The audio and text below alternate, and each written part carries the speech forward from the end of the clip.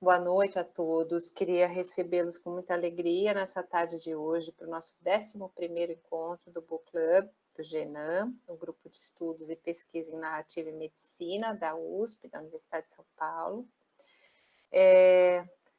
Hoje a gente tem, eu estou até com não é uma camélia, mas é uma gardênia, aqui do meu ladinho, perfumada. A gente tem a alegria de receber aqui o professor Paulo Mota, que é meu colega do Programa de Estudos Comparados de Literatura de Língua Portuguesa da USP, e também professor da literatura portuguesa, um dos maiores especialistas em século XIX do Brasil e de Portugal, um estudioso de Camilo Castelo Branco, como poucos são, e que vai falar hoje desse livro tão especial no imaginário nosso, né, no imaginário europeu, ocidental e também brasileiro. Eu acho que o Paulo mostra isso no material que ele disponibilizou para nós, né, no imaginário brasileiro também, né?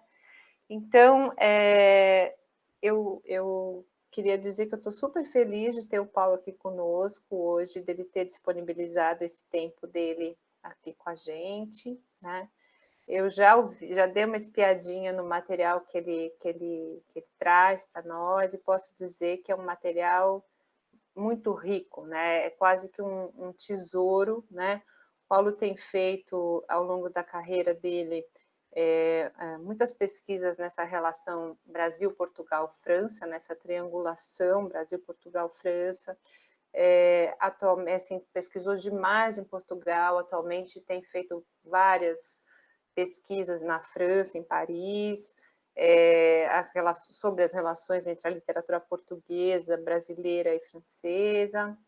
Então, hoje ele vai falar um pouquinho para a gente dessa personagem, né, tão quase mitológica da nossa literatura novecentista, né, oitocentista, né, a gente fala, né, Paulo, quando é 19, que é essa mulher, a Marguerite Gautier, que é a protagonista desse romance, que super, enfim, reverberou aí em tantas culturas, né, em tantos momentos históricos diferentes, que é a Dama das Camélias, né? Para o Genan, que é o nosso grupo de pesquisa, que une, né, a pessoas das humanidades, mas também pessoas da saúde, né, da saúde nos seus mais diversos, nas suas mais diversas especialidades, como a própria medicina, a enfermagem, a psicologia, fonoaudiologia, enfim, né? É muito importante esse romance porque, ao mesmo tempo em que ele se torna, né, se tornou um romance quase paradigmático do século XIX, na cultura europeia do século XIX, ele também é um romance sobre uma doença e sobre uma mulher doente, né, que é, então, essa personagem tão minuciosamente elaborada pelo Alexandre de Dumas Filho, que é a Marguerite. Então, dentro dessa ideia, né, do Book Club, que começou agora na pandemia, né, durante a pandemia, da gente falar sobre textos literários que abordam questões de saúde, doença, né, de pessoas saudáveis e doentes, eu achei muito oportuno a gente voltar a esse texto e quero dizer que a minha releitura desse texto ela foi muito rica, né? A gente sempre que relê alguma coisa, a gente percebe novas questões, afinal de contas, porque nós somos outros, né? Mesmo que nós estejamos lendo o mesmo texto, nós não somos os mesmos leitores, né? Então, me ensejou enfim, pensamentos, comentários, perguntas, e então, que a gente pode conversar no final, né? Então, o Paulo preparou uma apresentação bem carinhosa para nós, bem rica mesmo, como eu falei, e aí, depois que o Paulo, enfim, vai falar, né, vai apresentar, e depois a gente abre para a gente conversar mesmo sobre a nossa própria experiência da leitura desse texto, sempre lembrando que o Book Club é um espaço para uma partilha de experiência, menos um espaço de conhecimento acadêmico, também, mas menos, e mais um espaço de partilha de experiências, intuições, sensações, interpretações sobre as leituras que a gente faz, para que isso faça sentido para nós, na nossa vida e na nossa prática cotidiana, né? Então, eu vou passar a palavra para o Paulo com muita alegria. Ele está diante de... Eu já falei para ele que essa cortina vermelha aí que está atrás dele é uma coisa de louco, né? E ele já falou que isso tem tudo a ver, e é verdade, né, com o nosso assunto de hoje. Então, eu passo a palavra para o Paulo. Paulo, muito obrigada de estar aqui com a gente hoje.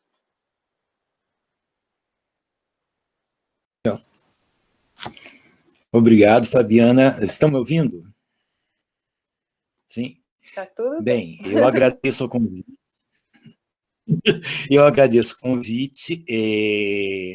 Reli de novo A Dama das Camélias, que é um livro que eu já trabalho há uns, talvez, 20 anos, né? Mas aí, como a Fabiana disse, cada vez que você relê, você percebe coisas que não tinha notado antes, né? E aí tentei fazer uma apresentação justamente para mostrar como esse livro é um livro peculiar. Então, eu vou passar direto para a apresentação, que vai ser mais fácil.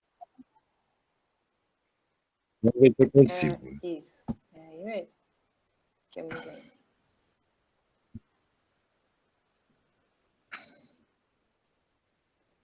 Pronto. Sim, estão lindo. Vendo? Ok. Sim, ótimo. Oi.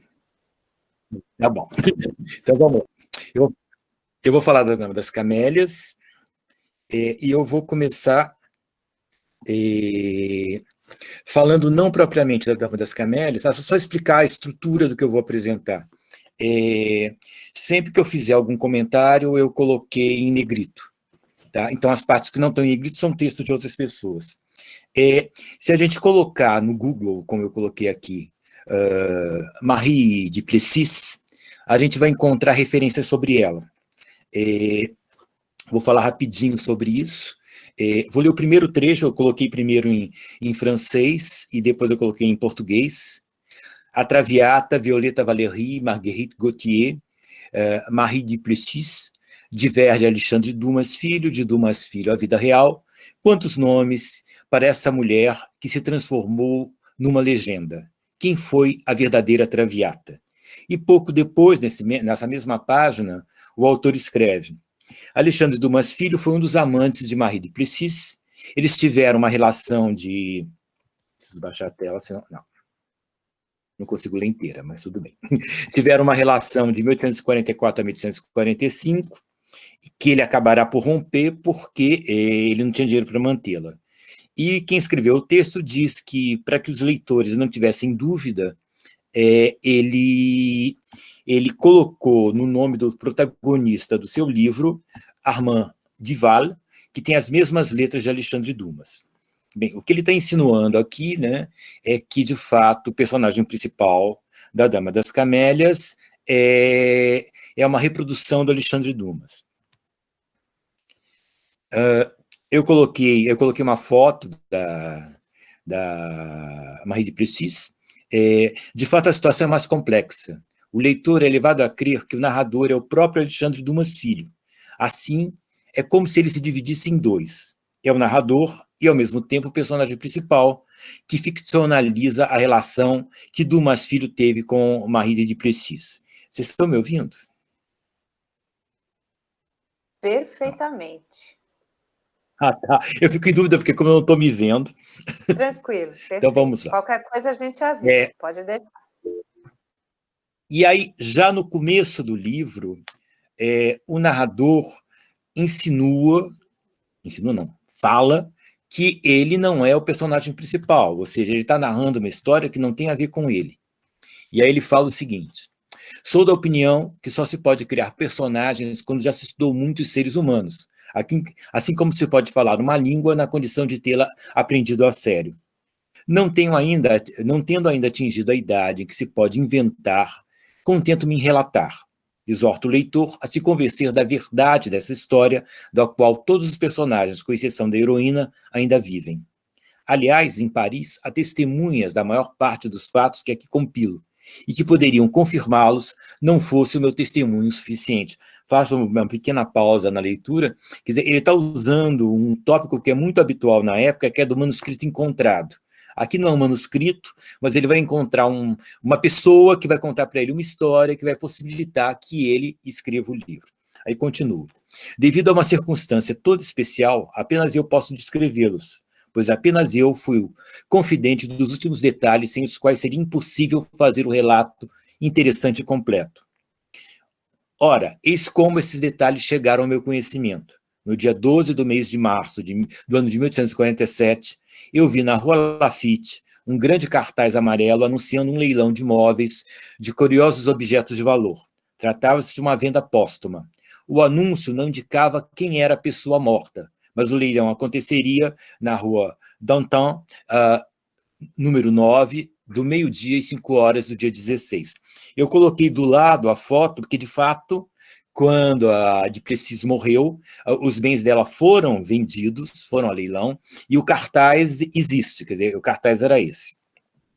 O narrador se apresenta como alguém que conta uma história verdadeira. Como há pouco Marie Duplessis havia morrido, parece verossímil o que escreve. Bem, o livro se divide em 27 capítulos. E os primeiros 3 capítulos servem para o leitor conhecer um pouco da vida da Marguerite e também participar do leilão em que os bens dela são vendidos. Agora já estou falando da Marguerite, né? Aí, leio um pouco. Na primavera de 1842, Marguerite estava tão fraca, tão mudada, que o médico ordenou-lhe um tratamento de águas e ela partiu para Bagnères. Lá, entre os doentes, encontrava-se a filha do referido duque, que é um duque que vai acabar apoiando a Marguerite, por quê? A qual tinha não apenas a mesma doença, mas ainda o mesmo rosto de Marguerite, a ponto que poderiam se tornar por 2 irmãs. Só que a jovem duquesa estava no 3º estágio da tuberculose e, poucos dias após a chegada de Marguerite, sucumbiu. Bem, eu não vou falar muito desse duque, mas, basicamente, esse duque, de alguma forma, via nela uma espécie de reprodução da sua filha e vai apoiá-la em vários momentos da sua vida. Depois, um momento mais para frente, eu volto a falar dele. Ao mesmo tempo, eles indicam, esses capítulos indicam que o narrador nunca teve nenhuma relação amorosa com a falecida. Então, ele claramente diz: eu não sou Armando Duval, eu sou Alexandre dos Filhos.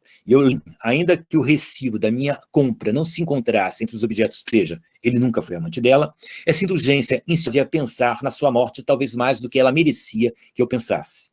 Eu me lembrava de ter encontrado Marguerite muitas vezes na Avenida Champs-Élysées, onde ela ia todos os dias em um pequeno cupê azul, atrelado de 2 magníficos cavalos marrom avermelhados, e de ter percebido nela uma distinção pouco comum às suas semelhantes, distinção que ainda realçava uma beleza verdadeiramente excepcional. Bem, o narrador, então, vai ao leilão, e no leilão é posto à venda um livro, que é o Manon Lescaut. Eu coloquei não uma capa do Manon Lescaut, mas um anúncio da ópera do Puccini, que foi feito em cima do Manon Lescaut, né? Esse livro é posto à venda e eu vou ler o trecho, né? De repente ouvi gritarem: um volume perfeitamente encadernado, com refilamento dourado, intitulado Manon Lescaut. Há algo escrito na primeira página. 10 francos. 12, disse uma voz depois de um silêncio bem longo. 15, disse eu. Por quê? Não faço a menor ideia, sem dúvida por esse algo escrito. Aí são feitas várias ofertas, é que finalmente o narrador propõe 100 francos. Admito, se eu quisesse causar impressão, teria obtido pleno êxito. Como ninguém mais fez oferta alguma, o livro me foi concedido. Eu pagara 100 francos por um livro que se encontrava em toda parte por 10 ou 15 francos no máximo. Uma hora depois, mandei buscar a minha compra. Na primeira página estava escrita a pena com uma caligrafia elegante, a dedicatória do donatário daquele livro. A dedicatória continha apenas as seguintes palavras: Manon a Marguerite, humildade. Estava assinada Armand Duval. Alguns dias depois do leilão, o Armand visita o narrador que havia comprado o livro e pede que ele lhe dê o livro, ele dá o livro para o Armand. E após isso a gente tem o seguinte diálogo: conceda-me um pouco da sua amizade, disse o narrador ao Armand, e me diga a causa de sua tristeza. Nos consolamos contando aquilo que sofremos. Tem razão, mas hoje tenho muita necessidade de chorar. Direi apenas algumas palavras sem nexo. Um dia lhe contarei essa história e verá se tenho razão de sentir a falta da pobre moça. O narrador descobre, pelo jardineiro do cemitério em que Marguerite foi enterrada, que é em Montparnasse, o endereço de Armand, e também que este havia viajado para solicitar à irmã de Marguerite a autorização para trocá-la de túmulo. Quando os dois se encontram, Armand está doente, mas mesmo assim quer fazer o translado do corpo no dia seguinte. Obviamente não existe o túmulo da Marguerite, mas eu coloquei justamente o túmulo da Marie de Plessis, que de fato chamava-se simplesmente Plessis. Ela colocou o de Plessis para ficar mais elegante. Bem, quando o caixão foi totalmente descoberto, o comissário ordenou aos coveiros: abram. De dentro saiu um odor infecto. Oh, meu Deus, murmurou Armand, empalidecendo ainda mais. Os próprios coveiros recuaram. Um grande sudário branco envolvia o cadáver, do qual delineava algumas sinuosidades. Vamos nos apressar, disse o comissário. Então, um dos dois homens estendeu a mão, pôs-se a descoser o sudário e, pegando-o por uma das pontas, descobriu bruscamente o rosto de Marguerite. Era horrível de ver, é horrível de descrever. Os olhos nada mais eram que dois buracos. Os lábios haviam desaparecido, e os dentes brancos estavam cerrados uns contra os outros. Os longos cabelos negros e secos estavam colados sobre as têmporas e encobriam um pouco as cavidades esverdeadas das faces. E, entretanto, eu reconhecia naquele rosto a tez branca, rosa e alegre que eu vira tão frequentemente. Armand, sem poder desviar os olhos... Só um segundinho. Sem poder desviar os olhos daquela figura, levar o lenço à boca e o mordia. Pareceu-me que um círculo de ferro estreitava minha cabeça. Em meio àquela vertigem, ouvi o comissário dizer a Armand: o senhor a reconhece? Sim, disse abafadamente o jovem homem. Então fechem o caixão e levem-no embora, disse o comissário. Os coveiros lançaram novamente o sudário sobre o rosto da morta, fecharam o caixão, pegaram cada um por uma ponta e dirigiram-se para o lugar que lhe fora designado. Armand não se mexia. Seus olhos estavam cravados naquela fossa vazia. Estava pálido como o cadáver que acabáramos de ver. Disse-ia petrificado. Bem, depois disso, o narrador leva o Armand para a casa dele, para a casa do Armand, e chama o seu médico para cuidar do Armand. Ele, o médico, veio correndo. Armand estava roxo, delirava, balbuciava palavras sem nexo, entre as quais apenas o nome Marguerite se fazia ouvir distintamente. Então perguntei ao doutor, depois dele ter examinado o doente. Bem, tem uma febre cerebral, nada mais, nada menos. E por sorte, pois creio, Deus, me perdoe, que ele ficaria maluco. Felizmente, a doença física aniquilará a doença moral, e em um mês talvez esteja curado de uma e de outra. Bem, aí eu fiz um pequeno parênteses, né, que eu disse que a cena do desenterrar Marguerite foi muito impressionante para vários escritores, e vários escritores de fato se apropriaram dela. E eu peguei, como a Fabiana falou, eu trabalho muito com Camilo Castelo Branco, eu peguei um trecho do Camilo Castelo Branco, um pequeno conto que se chama Impressão Indelével, que parece ser um trecho autobiográfico, mas se a gente perceber as semelhanças que existem entre esse trecho e A Dama das Camélias, a gente percebe que não é autobiográfico, porque ele diz que o que ele vai narrar aconteceu em 1842, quando, de fato, A Dama das Camélias saiu só em 47. Então, ele está se aproveitando disso depois. Então, eu vou, de fato, para o segundo parágrafo. A história possui inúmeros contatos com a de Dumas. Camilo, entremos no jogo, foi apaixonado por uma camponesa, Maria do Adro, que, quando o conheceu, já tinha tuberculose. Ele acabou saindo da aldeia por decisão da família e só retornou 15 meses depois. Ao chegar, descobriu que ela sucumbira à tuberculose. O seu cunhado, que era médico, propõe-lhe exumar o cadáver. A cena se passa à noite, com relâmpagos de uma tempestade iluminando a igreja em que Maria fora enterrada. Só um parênteses, nessa época as pessoas eram enterradas em Portugal, ainda dentro das igrejas e não no cemitério. Bem, leio. Eu tinha a cabeça em lume. As pulsações do coração eram tão fortes que me agoniavam. Não senti cheiro mal. Contudo, angustiava-me uma sensação de náusea, mas toda moral, sensação que nunca mais experimentei. Eles desenterram e levam o cadáver para a casa do médico em que o Camilo estava também. O dia seguinte foi designado para dissecarmos o cadáver. O cunhado, percebendo que Camilo estava doente, observou-me, tomou-me o pulso e mandou-me recolher à cama. Não sei quanto tempo estive doente. Quando me ergui, perguntei que remédio me tinham dado e soube que estivera 8 dias com panos ensopados em vinagre na cabeça. Recorda-me vagamente de ouvir dizer, uma vez, o padre mestre a outros. Diz minha cunhada que muitas pessoas dessa família endureceram. Bem, as cenas são próximas, mesmo a ideia de que ele poderia ter endurecido, como poderia acontecer com Armand, mostra a semelhança, mas, por outro lado, os destinos dos cadáveres são muito diferentes. Voltando para o conto do Camilo, o esqueleto de Maria está no quarto de meu cunhado, a caveira de uma alvura de jaspe.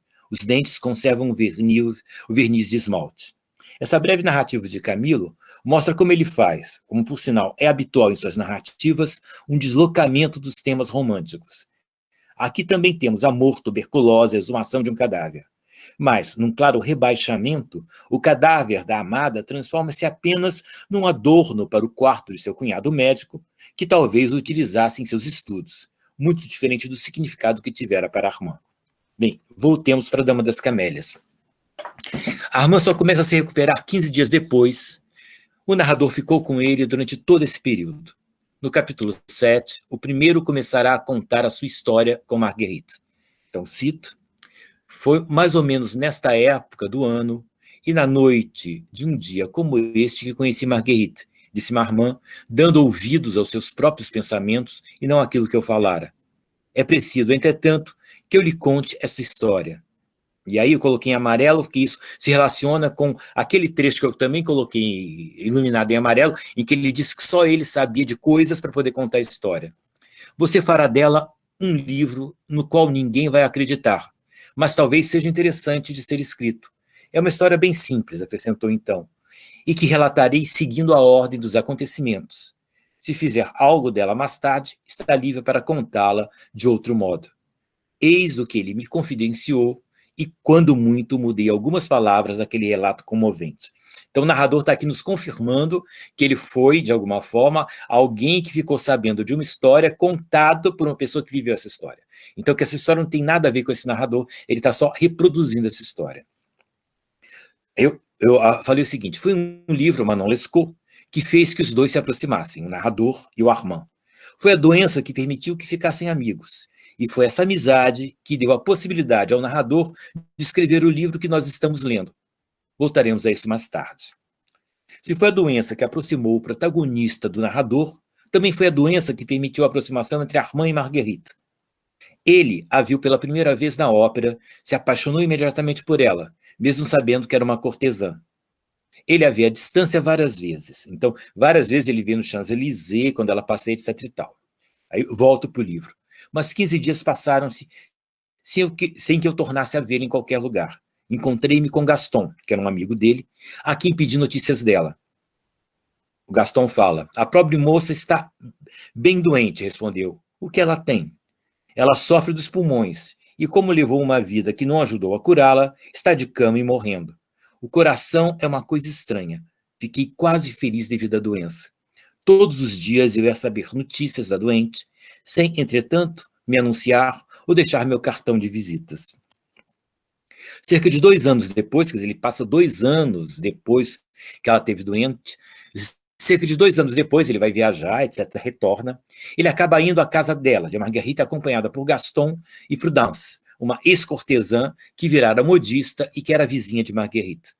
Nesses encontros, 2 momentos são fundamentais. O primeiro, quando ela fica sabendo que foi Armand que, quando ela estava doente, foi todos os dias saber de seu estado de saúde. Ela sabia que alguém tinha ido todos os dias, sem deixar nenhum cartão, e nesse momento ela descobre o Armand diz que foi ele. O segundo, quando Marguerite tem um ataque de tosse. Aí cito. Finalmente aconteceu uma coisa que eu previra e a qual eu temia.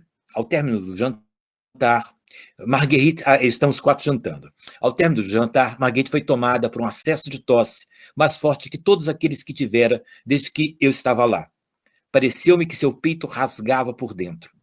A pobre moça ficou púrpura, fechou os olhos, de dor, levou os lábios, o guardanapo, maculado por uma gota de sangue.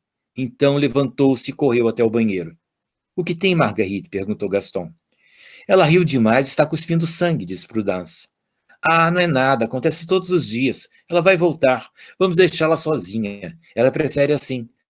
Quanto a mim, eu não me aguentei e, para a grande surpresa de Prudence e Nanine, que era a criada, que me chamavam de volta, fui juntar-me a Marguerite.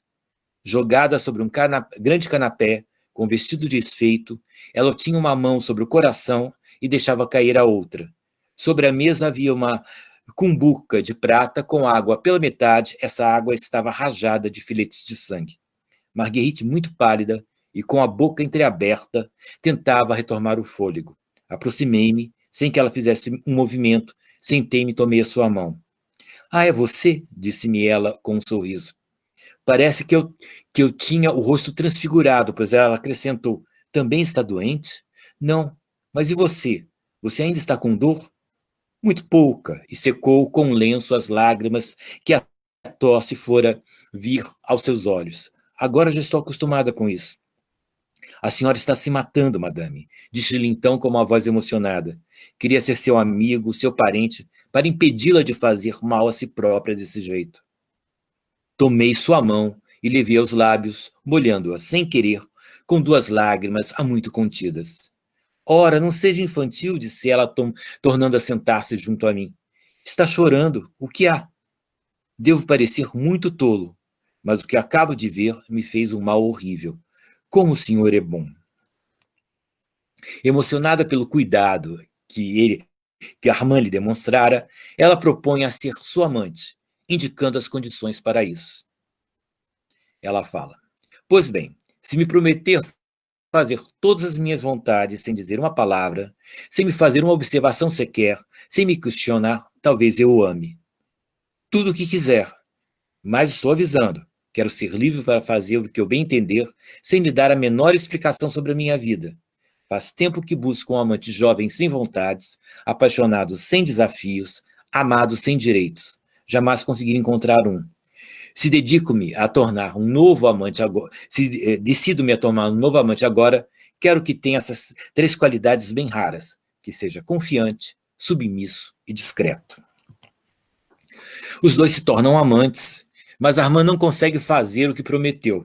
Tem ciúmes de Marguerite, se incomoda com seus outros amantes, mas, por outro lado, não tem condições financeiras para mantê-la. Não vou me deter nas várias idas e vindas do relacionamento. Atenho-me a um diálogo.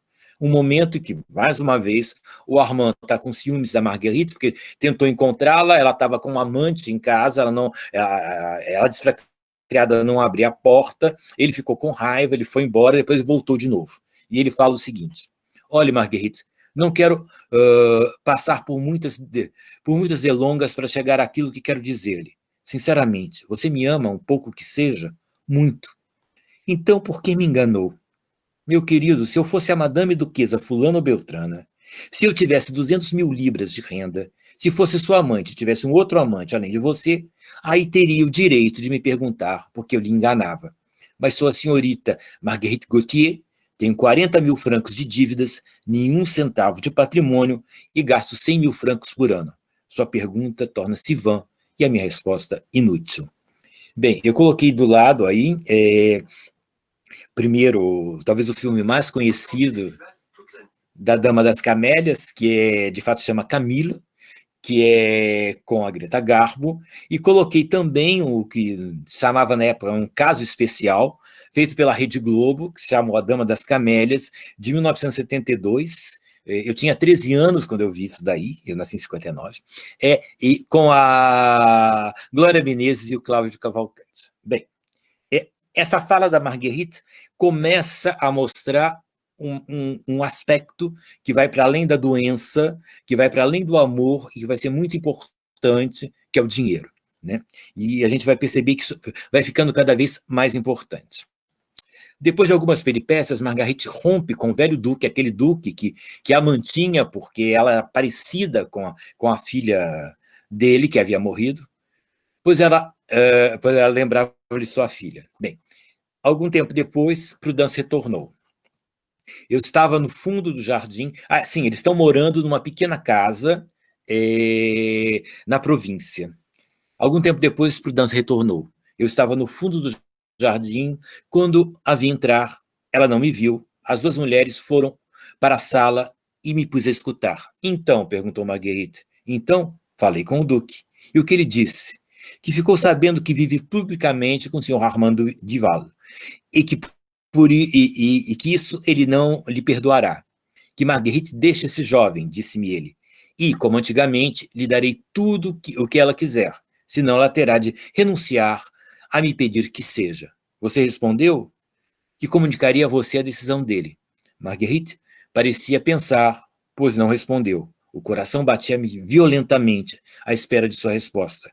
Não, replicou, não deixarei Armand e não me esconderei para viver com ele. Talvez seja uma loucura, mas o amo o que quer. E, além disso, agora ele se acostumou a me amar sem qualquer obstáculo. Sofreria demais se fosse forçado a me deixar, ainda que só 1 hora por dia. Além disso, não tenho tanto tempo de vida para ser infeliz. Ele que guarde o seu dinheiro, ele o duque. Viverei sem ele. Mas como vai fazer? Não faço a menor ideia. Bem, eu coloquei aqui, eles estavam vivendo numa casa do campo, em Bougival, que o duque havia alugado. Lá continuam uma vida paradisíaca. Mas essa vida vai pouco a pouco sendo arruinada por um aspecto que ainda não abordamos, e é fundamental no livro, o dinheiro. Armand descobre que as joias e as cachemiras de Marguerite sumiram. Percebe que o carro que ela emprestou para Prudence não foi devolvido. Resolve ir para Paris para conversar com Prudence. Eu coloquei tem várias telas dessa cidade, de vários autores, de vários pintores do período. Eu coloquei uma do Renoir. Corri diretamente à casa de Prudence. Vamos, responda-me francamente. Onde estão os cavalos de Marguerite? Foram vendidos. A cachemira, vendida. Os diamantes, empenhados. E quem os vendeu e empenhou? Eu. Por que não me avisou? Porque Marguerite proibiu de fazê-lo. E por que você não me pediu dinheiro? Porque ela não queria que eu o fizesse. E para que foi usado o dinheiro? Para dívidas. Ela deve muito, então? Uns 30 mil francos, ainda mais ou menos. Ah, meu caro, eu bem lhe avisei, não? Você não quis acreditar. Pois bem, agora está convencido. Era necessário pagar, e para não pedir dinheiro a você, ela vendeu os seus cavalos, as suas cachemiras e empenhou as suas joias. Ah, você pensa que basta amar um ao outro e viver no campo uma vida pastoral e vaporosa? Não, meu amigo, não. A verdade é que as mulheres da vida sempre preveem que vão ser amadas, jamais que irão amar. De outro modo, guardariam algum dinheiro e, aos 30 anos, poderiam se dar o luxo de ter um amante sem receber nada em troca. Enfim, não diga nada a Marguerite e traga-a de volta para Paris. Você viveu 4 ou 5 meses sozinho com ela. É bem razoável. Feche os olhos. É tudo que lhe é pedido. Ao final de 15 dias, ela aceitará o conde de N, economizará um pouco esse inverno, e no próximo verão vocês recomeçarão. É assim que se faz, meu caro. Depois, eu não acrescentei isso, mas esse trecho é muito interessante para comparar com Lucila, mas eu não vou ter tempo de falar disso. Armand se recusa a aceitar a proposta que considera indecorosa. Antes de voltar ao campo, passa em seu apartamento e encontra 4 cartas de seu pai. Na última carta, dava-me a perceber que havia sido informado das mudanças em minha vida e anunciava sua chegada para breve. O pai marca um encontro com Armand, Os dois conversam. Começo pela fala do pai. Que você tenha uma amante é muito normal. Que a pague como um homem elegante deve pagar o amor de uma moça da vida, nada pode ser melhor. Mas que por ela esqueça as coisas mais santas, que permita que os rumores de sua vida escandalosa cheguem aos confins da minha região e joguem a sombra de mácula sobre o nome honorável que lhe dei, eis o que não pode ser, eis o que não será. O Armand responde. Sou amante da senhorita Gautier, vivo com ela, é uma coisa mais simples do mundo. Não dou à senhorita Gautier o nome que recebi do senhor. Gasto com ela apenas o que os meus meios permitem gastar. Não fiz uma dívida sequer e não me coloquei em nenhuma daquelas situações que autorizam um pai a dizer ao filho o que o senhor acaba de dizer. O pai responde, um pai está sempre autorizado a resgatar o filho de um mau caminho no qual o vê se engajar. Você ainda nada fez de errado, mas fará.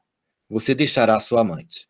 Armand responde, fico aborrecido de desobedecê-lo, meu pai, mas é impossível. Tendo fracassado de convencer o seu filho, o pai de Armand utiliza outra estratégia. Armand tenta por 2 vezes encontrá-lo no hotel. No segundo dia, o pai deixa um recado, e o recado é o seguinte, se você vier me ver hoje, espere-me até às 4 horas. Se às 4 horas eu não estiver de volta, volte amanhã para almoçar comigo. Preciso falar-lhe. Armand espera até a hora indicada, o pai não retorna e ele vai embora. Mas nesse dia, o pai de Armand havia ido a Bougival para conversar com Marguerite. Nós, leitores que sigamos o ponto de vista de Armand, só saberemos dessa conversa mais tarde. O que veremos é que Armand voltou a Paris e que seu pai se mostrou mais compreensivo. Quando Armand volta a Paris no outro dia para encontrar com o pai. O pai diz, eu exagerei a importância dos relatos que me foram feitos e prometi a mim mesmo ser menos severo com você. O que diz, meu pai? Gritei com alegria. Digo, querido rapaz, que é preciso que todo jovem homem tenha uma amante e que, após novas informações, prefiro sabê-lo amante da senhorita Gautier do que de outra. Quando Armand retorna a Bougival, não encontra Marguerite, e a criada lhe diz que ela havia partido para Paris. Ele espera, ela não retorna, e ele resolve ir a Paris. De noite, ele vai andando até Paris. No edifício de Marguerite, onde não a encontra, recebe uma carta que ela havia lhe deixado. Até a seguinte... Não. Vou dar. A hora que você estiver lendo essa carta, Armand, já serei amante de outro homem. Tudo está terminado entre nós. Volte para junto de seu pai, meu caro amigo, vá rever a sua irmã, jovem moça casta e ignorante de todas as nossas misérias, e junto à qual você esquecerá bem rápido o que lhe terá feito sofrer aquela moça perdida que chamam Marguerite Gautier, que você bem quis amar um instante e que deve a você os únicos momentos felizes de uma vida que ela espera não será muito longa. Armand aceita ir para a casa do seu pai, ele está arrasado, mas só consegue ficar lá 1 mês. Volta a Paris, para se vingar de Marguerite, torna-se amante de uma outra cortesã, Olympe. Armand ainda chega a ter uma noite de amor com Marguerite, mas pela manhã esta parte para se encontrar com seu amante atual. E aí é o seguinte o trecho do livro. Disse a mim mesmo que aquela mulher estava zombando de mim. Eu imaginava em seu encontro íntimo, inviolável com o conde, repetindo as mesmas palavras que me dissera à noite, e pegando uma nota de 500 francos, enviei a ela com as seguintes palavras. A senhora partiu tão rapidamente essa manhã que esqueci de pagá-la. Eis o pagamento pela sua noite. Armand viaja e recebe o diário de Marguerite, que Julie Duprat lhe enviara. É através desse diário que o narrador e os leitores descobrirão o que havia ocorrido. O pai de Armand havia encontrado Marguerite e, após algumas ameaças, mudou de estratégia e a tratou de forma cortês e educada. Hábil burguês, percebeu como poderia manipulá-la, utilizando um sentimento que provavelmente notou que ela tinha, o da culpa. Disse que se ela amava o seu filho, o melhor seria dele se separar, pois ela estaria com o relacionamento de ambos, destruindo o futuro de seu amado. Mais que isso. Aí ele fala, enfim, minha filha, saiba tudo, pois ainda não lhe disse tudo. Saiba, então, o que me trazia a Paris. Eu tenho uma filha, Falei-lhe há pouco, jovem, bela, pura como um anjo. Ela ama, e também ela faz desse amor o sonho de sua vida. Eu escrevi tudo isso a Armand, mas, totalmente ocupado consigo, ele não me respondeu. Pois bem, minha filha vai casar-se. Ela casa-se com um homem que ama. Entra para uma família honrada, que quer que tudo seja honrado na minha. A família do homem, que deve tornar-se meu genro, descobriu o modo como Armand vive em Paris e declarou-me que voltariam atrás na sua palavra se Armand continuasse com aquela vida. O futuro de uma moça que nada lhe fez e que tem o direito de contar com o futuro está nas suas mãos. A senhora tem o direito e a força de despedaçá-lo? Em nome do seu amor e do seu arrependimento, Marguerite, conceda-me a felicidade da minha filha. Eu coloquei aqui uma pequena cena de uma peça que foi feita em Portugal em 2016, e é justamente o momento que o pai fala com a Marguerite. O golpe foi bem articulado. Marguerite cai na cilada e envia para Armand a carta que já lemos. Ele passa a odiá-la, e quando descobre o que ela havia feito, que ela de fato havia feito isso porque o pai dele havia conversado com ela, já é tarde demais, e não consegue voltar a encontrá-la. No fim da narrativa, o narrador acompanha Armand à casa de seu pai, onde ele acabará por se restabelecer. Não tenho aqui tempo de desenvolver o paralelo, mas aqueles que leram um pequeno trecho de Lucila que selecionei poderiam verificar como, de outra forma, também é a culpa que leva a Maria da Glória a simular a sua morte para não envergonhar a sua família. Uma breve anotação para fechar essa apresentação. No início do livro, o narrador havia feito o seguinte comentário: realmente, o que é de mais triste para ser visto do que a velhice do vício, sobretudo na mulher? Ela não encerra nenhuma dignidade e não inspira interesse algum. Esse eterno arrependimento, e aqui eu sempre, quando eu leio isso para os meus alunos, eu paro e dizer, a gente imagina que vai vir em seguida alguma reflexão moral, mas ele diz o seguinte: esse eterno arrependimento, não pela má estrada seguida, mas pelos cálculos mal feitos, pelo dinheiro mal empregado, é uma das coisas mais entristecedoras que se pode ouvir. O problema não é o vício, mas os cálculos mal feitos. O problema não é a virtude nem a doença. O que move o mundo, o narrador mostra de forma clara, é o dinheiro. Fosse Armand rico, e poderia ter sido amante de Marguerite. Isso seria mesmo, como o pai o indica, algo muito adequado. Se pensarmos no fim da narrativa, a grande derrotada foi Marguerite, que termina sua vida sem um homem que amava. Os vitoriosos, o pai de Armand, que recuperou seu filho e vai casar sua filha. De certa forma, até Armand, que mesmo tendo sofrido, está se recuperando. Mas certamente o grande vitorioso é o narrador. Sem ter sofrido, escreve um livro que se transforma num imenso sucesso. Ou seja, pôde ganhar muito dinheiro com uma história a que teve acesso. Esse livro acaba tendo como um de seus temas principais o mercado editorial, ou de como o livro Manon Lescaut, comprado por 100 francos, graças às hábeis mãos de Alexandre Dumas Filho, pôde transformar-se num best-seller, A Dama das Camélias. Bem, gente, é isso. Muito legal, Paulo. Agora é só você colocar fim da apresentação, alguma coisa para a gente conseguir te ver de novo.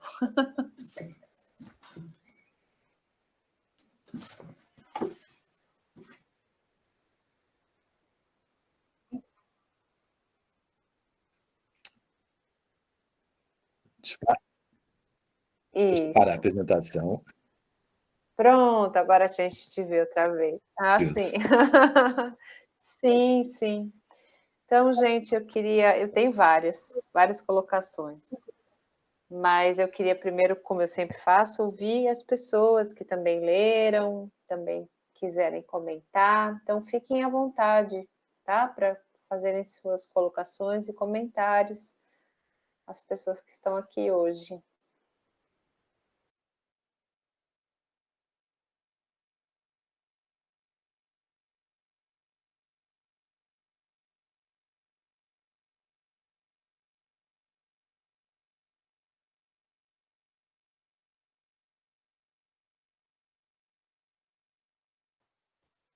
E aí, alguma coisa? Hélio, começa você, que você já falou que leu. Pronto, eu já estou aqui. Vai lá. Eu, não, não, eu justamente não queria começar, porque essa história me lembra muito uma piada, né? Só para desanuviar um pouco. É uma piada da prostituta, que toda vez que ela tinha uma relação, ela pedia o pagamento dela. Qual seria o pagamento? Era um canivete suíço. Até que um dia alguém me perguntou, mas você vai querer um canivete suíço? Por quê? Ela falou, que hoje eu sou jovem, sou bonita, sou desejável. Agora, quando eu for velha e feia, e ninguém quiser mais, você já imaginou quanto que um escoteirinho vai me pagar por causa de um canivete suíço? Então, acho que essa questão do dinheiro mal empregado ou bem empregado, né, dentro de uma vida que realmente é uma vida dissoluta, uma vida onde a sua preocupação é o amor, a sua preocupação é viver, né, sem pensar em dinheiro. E que isso realmente, eu acho que o Paulo chamou bem a atenção, isso é muito importante no livro. Faz a gente pensar um pouquinho, saindo da nossa temática de doença, né? Mas é uma questão de sobrevivência. O que sobrevive hoje no mundo? O amor sobrevive sem o dinheiro. São coisas que a gente precisa pensar até em termos de modernidade. Se naquela época isto já era importante, imagina hoje, onde tudo não sei como é que eu explico isso, mas onde tudo é já programado, vamos dizer assim, né? E tudo é comercializado, né? Quanto que as relações sobrevivem às necessidades? Acho que esse é um ponto muito legal. Eu acho que as relações sobrevivem, né, às necessidades, mesmo que no fim acabe gerando um conforto financeiro, como é o caso aí do livro, né? Mas é uma coisa para se pensar em termos de relacionamento e necessidades, não só financeiras, eu acho que necessidades de uma forma geral.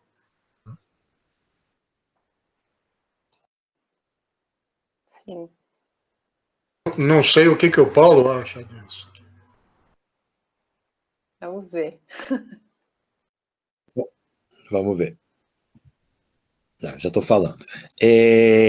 Não, eu pensei numa coisa que eu trabalho, eu só deixei um trechozinho da Lucila, né, do Alencar, mas a Lucila é muito interessante, aquela hora que a Prudence fala pro Armand que as prostitutas, as cortesãs, não pensam de guardar dinheiro para poderem escolher seu amante aos 30 anos, né? A Lucila faz isso. A Lucila economiza todo o dinheiro que ela ganha, a ponto do protagonista do livro, que é o narrador o Paulo, achar que ela é muito mesquinha, e quando ela conta a história dela, né, que está no trechinho que eu deixei, ela diz, eu guardei todo esse dinheiro, porque eu só tenho agora uma irmã, e eu quero que essa irmã viva bem. E ela compra uma casinha no campo para morar com a irmã, do mesmo a forma como o Armand tentou morar com a Marguerite numa casa no campo. Então, ela foi uma que, de fato, conseguiu guardar o dinheiro, mas que foi inútil, porque ela guardou o dinheiro, mas a partir do momento que ela guardou esse dinheiro, ela não consegue mais ter relação nenhuma com Paulo. Ela fica completamente histérica, e ela acha que a prostituta não era a Maria da Glória, a prostituta era a Lúcia, e a Maria da Glória é pura, então ela acaba morrendo por não poder aceitar que ela foi aquilo que ela foi antes. Então, mesmo ter o dinheiro também não resolve, né?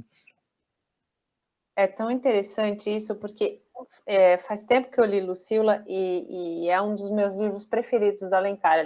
Aliás, eu sou uma grande leitora do Alencar, tenho uma coleção gigante dele na minha casa e sempre gostei demais do Alencar, apesar de todas as questões dele, como como as questões políticas dele, as posições conservadoras dele e tal. Eu acho que ele foi um dos maiores romancistas que o Brasil já teve, sem dúvida alguma, né? A gente não pode negar isso. E dele, talvez o livro que eu mais goste seja Lucila, mas eu acho que ela não teve tuberculose. Paulo, teve a Lucila? Eu não lembro mais. Ela não ficou doente ou ficou? Não lembro. Ela morre de doença, não sei se foi tuberculose. Eu até queria mostrar para vocês, assim, até peguei o livro, ó que bonito, é um livro de uma coleção que era da minha avó, uma coleção completa do Zé de Alencar, e que tem umas gravuras magníficas, assim, né, umas coisas muito que fizeram muito a minha cabeça de adolescente, né, aqui a Lúcia com o Paulo, né, que tem essa coisa meio, tem até o cheiro de livro velho, gente, é pena que vocês não podem sentir o cheiro. E tem uma cena do Lucila que eu acho incrível. O que eu acho interessante na comparação entre o Dumas e o Alencar é que no Alencar tem uma carga de sensualidade bem mais explícita, né, Paulo? A gente percebe, né? Essa cena, por exemplo, em que ela sobe na mesa, né, e começa a fazer aquela dança, né, a Lúcia, né? É uma cena muito marcante para mim, que li esse livro adolescente ainda, né? Em que a gente está ali, digamos assim, com os hormônios à flor da pele, né? E que é interessante isso. Uma vez eu fiquei pensando nisso, acho que até assim, vou cometer até uma inconfidência feminina aqui, falando para vocês, mas pelo menos durante a minha adolescência, os jovens meninos, adolescentes, tinham sempre aquela coisa da Playboy, né? Que eles compravam a Playboy, escondiam embaixo da cama, aquelas coisas. E aí é tão interessante porque, assim, a gente, vou até falar, pelo menos no meu caso, a gente que era adolescente nessa mesma época, as mulheres, pelo menos no meu caso, a gente nunca comprou Playboy, obviamente, para ver, né? Mas a gente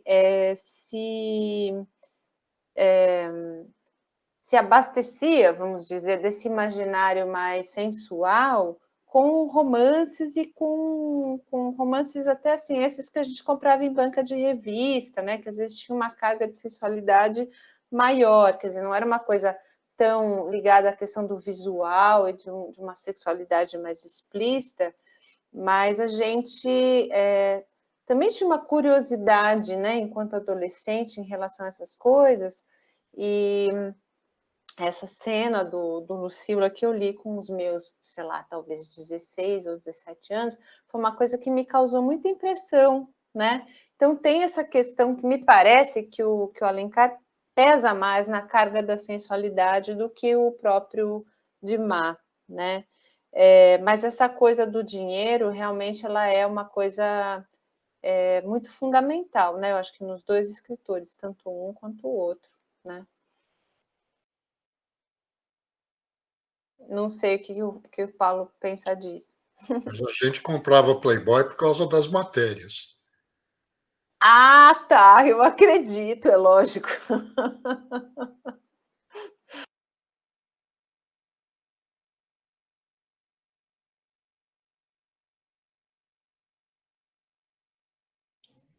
Boa noite, gente. Eu fui, Oi, Má. eu fui aluna do professor Paulo na graduação há uns 10 anos, então é muito bom revê-lo. Lembro que na graduação, a gente trabalhou esse livro, A Dama das Camélias. E eu fico imaginando que agora, 10 anos depois, é uma releitura bem diferente, ainda mais pensando nessa questão da história tomada como uma mercadoria. Eu fico imaginando como o Alexandre Dumas Filho teria sido feliz hoje em dia, que em época de redes sociais e a vida dele própria poderia ter sido um show, né? Um show midiático. Ele teria ganhado, acho que, muito dinheiro com essa história, nessa brincadeira dele de colocar a veracidade da história da vida dele, autobiográfica, com a história do livro. Eu achei interessante isso. Não é mesmo, né, Paulo? a gente consegue, eu vi que você ainda, o Paulo está meio travado para mim, eu não sei se para todos, mas assim, a gente conseguiria afirmar que o narrador do Dama das Camélias é o Alexandre Dimas Filho, e que o narrador... será que a gente poderia fazer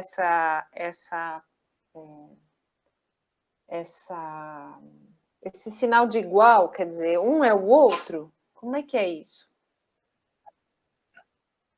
Em nenhum momento ele diz que ele é Alexandre Dumas Filho, né? Mas ele diz que ele ficou sabendo da história por causa do Armand e escreveu o livro por causa disso. Então ele insinua, digamos, que ele é Alexandre Dumas Filho. É um pouco a mesma mudando completamente de livro, é a mesma coisa que o Eça de Queiroz faz com a correspondência de Frederic Mendes. Sim, em nenhum momento ele diz que quem está narrando é o Eça de Queiroz, mas todos os episódios da vida do narrador coincidem com a vida do Eça. Ele estava no Egito quando essa estava no Egito, ele vai para Paris quando essa... Então, de alguma forma, que você deduz que é a mesma coisa do Dumas Filho, né? Agora, certamente ele está jogando com o fato de que as pessoas sabiam que ele tinha tido um caso com a Marie, que havia morrido de tuberculose, né? Então tem aí um jogo duplo. Quer dizer, eu falo do... a gente pode notar que, quer dizer, eu diria que ele foi um excelente oportunista, né? Ele pegou um episódio da vida dele e transformou esse episódio em alguma coisa que era vendável, né? Que podia ser vendido, e de fato foi vendido. Só pensar que, como eu falei rapidinho, quer dizer, a Traviata foi feita 3 anos depois, né? Mostra o sucesso que ele teve, né? É algo inacreditável.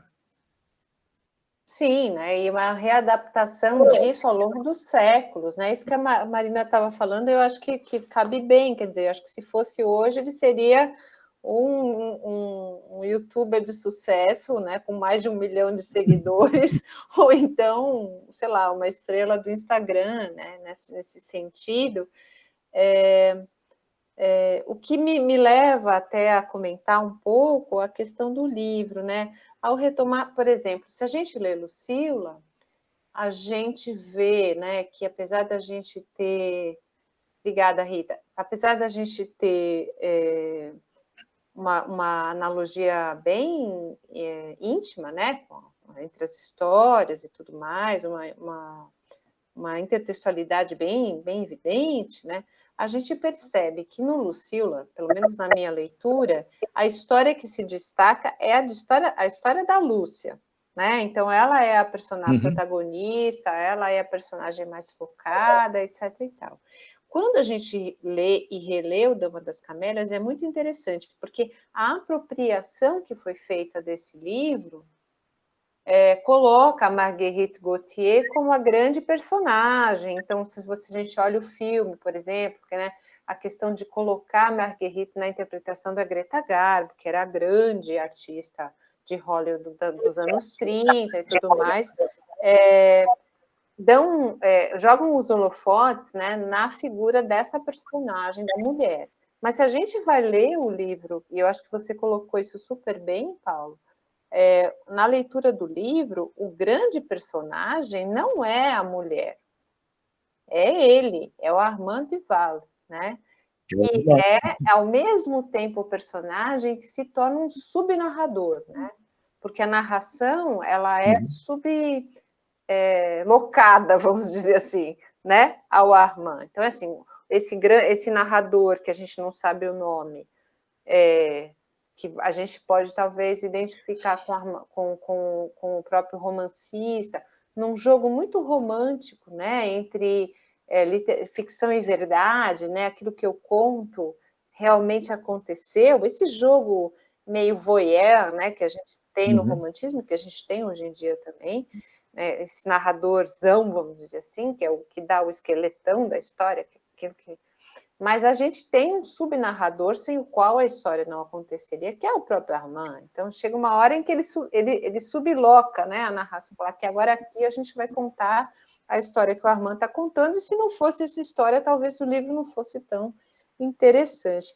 Então, é Uhum. interessante porque a gente pensa, quando a gente vai falar da Dama das Camélias, que a gente vai, como o próprio Alencar coloca no subtítulo do Lucila, né, falar de um perfil de mulher, né? O Alencar coloca, Lucila se chama Lucila, dois pontos, um perfil de mulher. E, no entanto, o que a gente tem ali não é um perfil de mulher.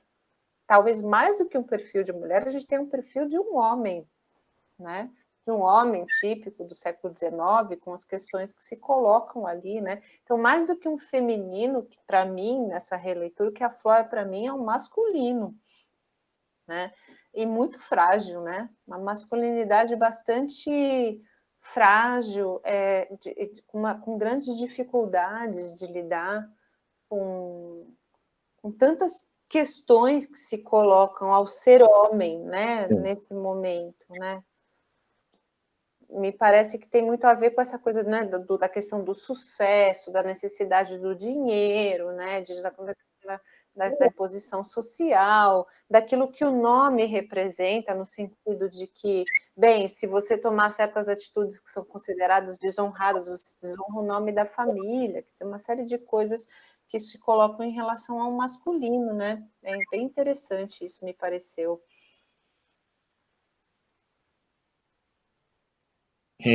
Queria só acrescentar uma coisa em relação ao que você falou, e que também que me leva a pensar que o narrador se apresenta como Alexandre Dumas Filho. Né? O outro livro que aparece é o Manon Lescaut, já no começo da narrativa, quando ele compra. O Manon Lescaut é exatamente a mesma estrutura.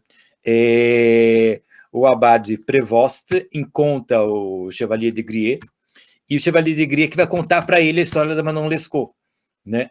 E o Abade Prévost, que é o narrador do livro, de fato existiu. Então, é mais um indício que leva o leitor a pensar que, de fato, o narrador é Alexandre Dumas Filho. Né? E também é uma narrativa desse jeito, quer dizer, é uma narrativa que ele conta a história porque a história foi contada para ele. Então, tem um subnarrador que conta a história para a gente. Né? E também uma história que tem a ver com prostituição. É interessante, porque é uma narração meio em vertigem, né? Eu anotei aqui enquanto estava lendo, que assim, é uma narração que leva a outra narração, que leva a outra narração, e é bonito isso no livro. Eu acho que nisso, pelo menos a minha sensação, né? O livro ele tem uma riqueza em relação às adaptações, né, que foram feitas no cinema e também para a televisão, que tomam essa postura da narração em terceira pessoa, né? Porque além de você ter uma narração que vai sendo passada, quase que aquele jogo como é que chama aquele jogo que a gente faz com criança, Escravos de Jó, né? Sabe aquela coisa? Eu passo para cá, depois eu passo para lá e tal. Essa narração que vai passando de um para o outro, né? Que vai se dando numa vertigem, né? Ela é também uma narração que vai se dando numa multiplicidade de gêneros, né? Então, ela começa como uma narrativa de livro, daí ela vai para uma questão de uma narrativa de memória, né, do personagem, e daí ela vai para uma questão de uma narrativa de diário, que é o diário da Marguerite, que é descoberto. Então, assim, as camadas, elas vão se colocando, né? Quase que como as camadas de uma camélia, né? Se a gente for olhar a camélia, ela é uma flor de muitas camadas, né? Ela é até você chegar no miolinho ali, né? Você passa por muitas camadas. É bonita essa coisa, né? Essa construção. Né?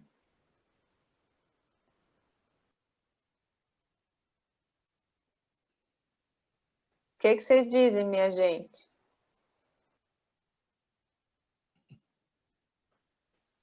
Senão só eu vou ficar falando, eu e o Paulo e o Hélio, aqui e a Marina.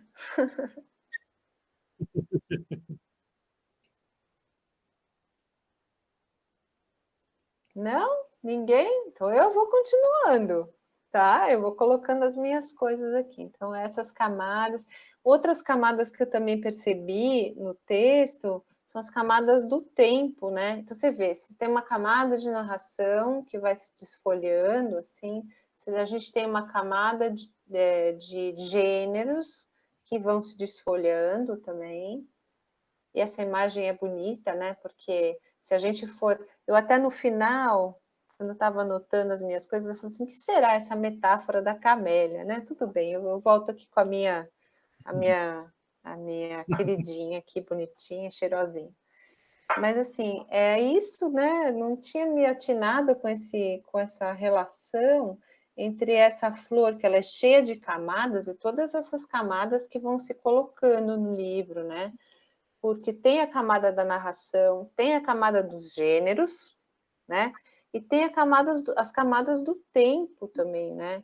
Então, assim, eu estou falando agora, ela acabou de morrer. Não, mas aí a gente volta, e aí a gente vai para não sei o quê. Você vai mais ainda, quer dizer, camadas temporais que também não são lineares, né? Elas são camadas que vão se superpondo ali na própria narração, e que me parece, assim, uma construção tão rica, né? Tão bonita, tão rica mesmo, tão complexa, né? No sentido da complexidade também. Olá, Fabiana Carelli. Oi. Boa noite Boa a noite. todos. Olá. Eu sou um pouco envergonhado e talvez não conseguiria fazer a pergunta ser tão clara, mas quero agradecer primeiro pela oportunidade de estar nesse grupo, de ter vindo já na terceira reunião do Genan e ter a presença do professor Paulo, que é sempre incrível. Então, o que eu, na verdade, fico com dúvida é se esses livros, assim, quando são grandes clássicos, né, meio que atemporais, fora de qualquer escola literária, mas a influência do período do romântico talvez pudesse ter algo a ver, não sei, com um pouco do grotesco. Aquela cena de abrindo o caixão é muito, muito forte, e por mais que seja toda ela, né, todo o livro muito, muito bonito, assim, não grotesco. Por favor.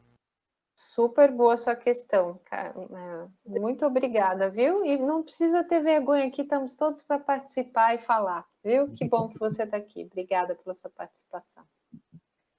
É mesmo, né, Paulo? Aquela cena do caixão é uma coisa. Eu tenho umas coisas para falar sobre isso também. Não, a cena realmente liga-se com o grotesco, liga-se com a literatura macabra, né? Tá muito claro isso. Agora, ela foi, de fato, ela ficou guardada na memória cultural e foi, como eu disse, foi retomada inúmeras vezes, né? Porque essa história de você que ela é grotesca, mas ao mesmo tempo é um homem apaixonado que não viu a mulher que ele amava quando ela morreu e tem a necessidade de ver de novo.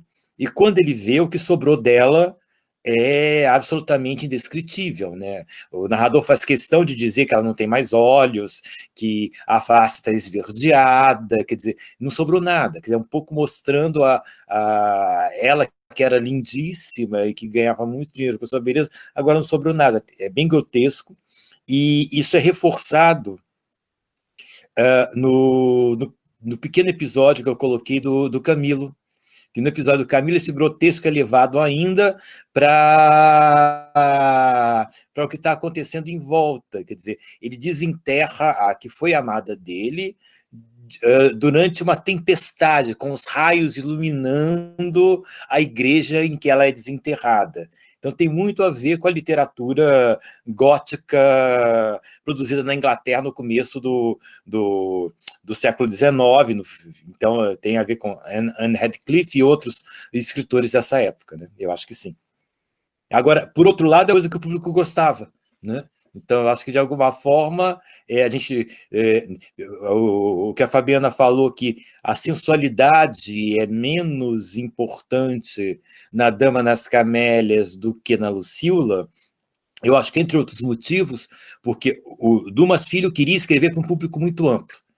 Então, como ele queria escrever para um público muito amplo, ele não queria mostrar nada que o público não gostasse de ler, né? Porque ele claramente era alguém que queria fazer um livro que fizesse sucesso. Então, ele junta uma série de ingredientes, né? Ele junta o romance epistolar, que era alguma coisa que fazia sucesso. Então, a gente também tem cartas dentro do romance, a gente tem o diário dentro do romance. Isso tudo é para agradar um público, porque eu sempre trabalho pensando que o livro não é uma coisa que está fora do mundo. O livro é um objeto que vai ser comprado, né? E quando é escrito pelo escritor, ele escreve para ser vendido, né? Então, ou quando não é para ser vendido, é para se tornar famoso, né? Mas, assim, de alguma forma, o livro sempre tem um objetivo que vai para além simplesmente da história.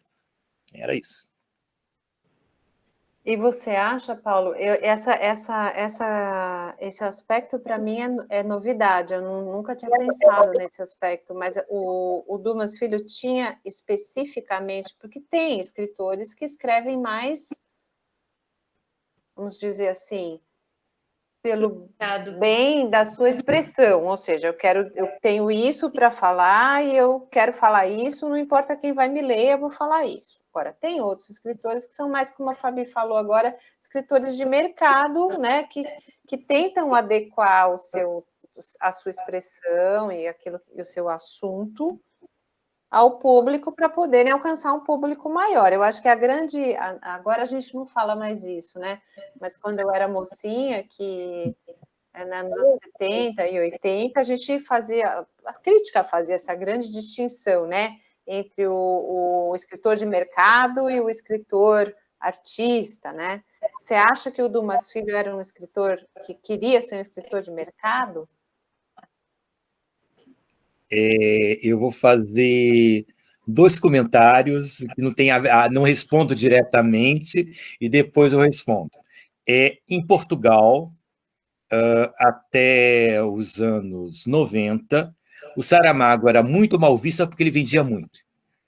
Então, ele era visto como escritor de mercado, porque ele, por exemplo, lançou O Ano da Morte de Ricardo Reis, quando estava se comemorando uma data do Fernando Pessoa, né? Então, acharam que ele escrevia para o mercado. Se a gente lê Saramago, pelo menos esse primeiro Saramago, não dá para a gente pensar que ele estava escrevendo para o mercado, mas ele usava o mercado para vender, né? Essa é a primeira coisa. A segunda coisa, como efeito disso, eu trabalho muito com o Camilo Castelo Branco e o Camilo acontece a mesma coisa. As pessoas falam mal do Camilo porque ele vivia do que ele escrevia. E isso não é bom, você não pode viver daquilo que você escreve. Você tem de ter ou outra fonte de renda, ou você precisa ser funcionário público, você não pode viver disso. Paulo? Pensando especificamente no Alexandre Dumas Filho.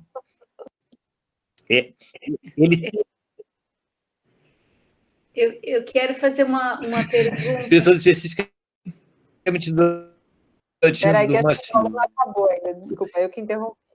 Ele tem um ótimo exemplo, que é o pai dele.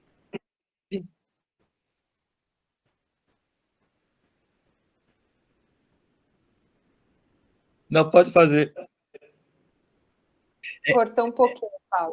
Ele tem um ótimo exemplo, que é o pai dele. O pai dele vivia do século XIX, são os Três Mosqueteiros e o Conde de Monte Cristo. Os maiores sucessos do século XIX são os Três Mosqueteiros e o Conde de Monte Cristo, que são do Alexandre Dumas, né? Então, quer dizer, eles já alguns diferentes.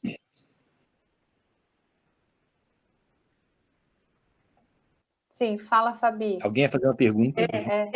A minha pergunta primeiro que a leitura que eu tenho é a minha leitura do segundo grau, eu não reli para o nosso grupo, mas eu fiquei muito interessada na questão da tuberculose, né? Porque pensar como foi tratada na obra e se isso teve alguma intenção, se ele está ressoando alguma coisa da época, ou se ele deu um trato mais específico a isso, né? Porque a gente tem mesmo a tuberculose como um tema dos românticos, né? Então, queria saber se teve algum mais particular. De fato, A tuberculose não é só o tema dos românticos, é o tema, durante muito tempo, que não tinha cura, né?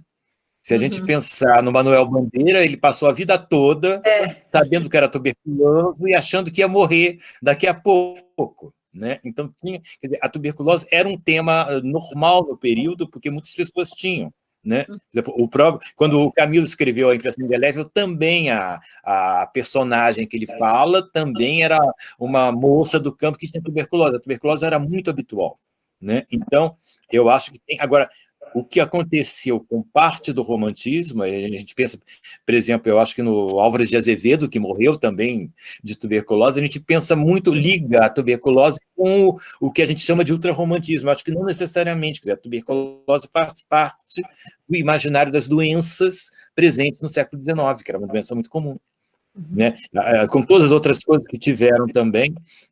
Por exemplo, na Lucila não é a tuberculose, mas é uma gripe que faz com que ela se transforme em prostituta, né? Uma gripe dos anos 50 que atacou o Brasil. Então, essas doenças existiam, como existe hoje a Covid, né? Quer dizer, a gente tem mais ou menos a mesma... Era uma coisa para a qual não tinha cura, né? Será que a gente vai desenvolver um estilo de escrita em função da Covid? Então, a gente vai ficar sabendo no próximo Book Club, porque olha só, no próximo Book Club, o Cristiano Aguiar, que é um professor do Mackenzie, vem trazer para a gente daqui a 15 dias as primeiras narrativas sobre Covid produzidas no Brasil durante a pandemia. Então, vai ser super interessante a gente perceber isso, se vai ter mesmo alguma coisa parecida ou não, e de que forma esses escritores, em contos, né, na contística, na cronística, enfim, ainda não deu tempo de escrever romance, obviamente, mas como é que isso pode estar chegando à literatura, né? Como é que a literatura está configurando isso? Então, é importante a gente começar a pensar nessa coisa. Agora, em relação a essa questão da doença, Fabi e Paulo e Hélio, e todos, né? Eu acho assim, o que eu achei muito interessante são duas coisas, né? Primeiro, as descrições, que todo mundo separa muito, né? O romantismo do realismo, né? Eu acho que o Paulo, mais que ninguém, pode falar para a gente sobre isso, né? Mas, assim, todo mundo separa muito essa questão do romantismo do realismo, como o romantismo, essa coisa, assim, do sonho, do ideal, né? De uma fantasia, alguma coisa que vai além da realidade, e o realismo como um tipo de estilo literário voltado à descrição da realidade, né? Mas as descrições, né? A descrição que a gente vê da Marguerite doente, eu até marquei, foi no capítulo 10, né? Que o Armand entra na alcova dela, no quarto, e ele descreve como ela estava, né? A palidez, né? Os sintomas, a questão... Acho que o Paulo até leu um trechinho agora, né? O sangue meio assim, esvaído na água e tudo mais, assim, são descrições muito precisas, muito realistas, eu diria até, né? Para a gente perceber o quanto essas coisas não são separadas e o quanto o romantismo e o realismo, né, são estilos de um mundo burguês, né, que tem ali uma característica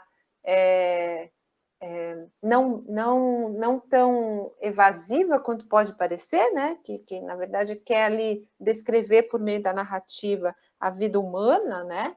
Em todos os seus aspectos, de modos diferentes, obviamente, mas assim. E a descrição muito crua que eu achei no Camilo Castelo Branco, e no Camilo é muito legal de ver, né, Paulo? Porque o Camilo está no meio, né? O Camilo, como ele viveu demais, né? Quantos anos viveu o Camilo? 100 anos, Paulo? Não, ele viveu pouco, ele viveu 70 anos, só menos de 70. Peraí, pouco não, pelo amor de Deus, né? Estou chegando lá. Não, mas assim... Não, ele não viveu 70. Ele viveu 40 e poucos anos. Só? Ele morreu com 40 e pouco? Eu achei que ele tinha vivido uns 100. Mas acho que é porque eu tenho essa ideia de que o Camilo foi uma espécie de transversal do tempo entre um estilo... Porque ele está no meio. Porque ele teve uma primeira produção muito marcadamente romântica e depois uma segunda produção mais realista, a gente poderia dizer. A gente percebe no texto que o Paulo deu para a gente ler, né, esse acho que a gente pode classificar como um conto, né, Paulo? Esse texto que você mandou para nós, ele tem as duas coisas, né? Ele tem uma descrição bastante crua, realista, né, da questão da exumação do corpo, que já me parece pendendo para uma coisa mais fin de siècle, né, uma coisa mais realista, e ao mesmo tempo uma coisa muito macabra, que é típica do romantismo também, essa coisa, né, dos raios e trovões, lembra um pouco a Mary Shelley, né, aquela coisa do Frankenstein, aquela coisa meio macabra, mas muito interessante essa minúcia realista dos dois, né, e me lembrou também um pouco essa questão inclusive o conto do Camilo é interessantíssimo, porque o personagem ali é um médico, né? É um médico que vai lá assaltar a sepultura para roubar o cadáver da moça lá e fazer a dissecção, né? Fazer estudo anatômico, depois ficar com o esqueleto da mulher lá no meio da sala e tal.